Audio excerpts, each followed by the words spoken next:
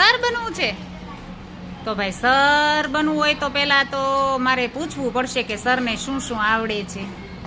સરને 100 એકડા આવડી ગયા? ઓહો અને ઘડિયા કેટલા આવડ્યા સર? 6 ઘડિયા કેટલા હોય ખબર છે? હા 50 ઘડિયા હોય. ઓહો અને એમાંથી તને 6 આવડી ગયા. એટલે ભાઈ આ સરને 6 ઘડિયા આવડે છે તો હાલશે? 6 ઘડિયામાં હાલશે આ સર? કેમ? લે ઓલા બેન તો કે છે કે 10 ઘડિયા આવડવા જોવે સરને. સર કોને? એ આ બધાને આવડે? પૂછો હાલો. હર્ષિતભાઈ પૂછે છે તમને બધાને આવડે?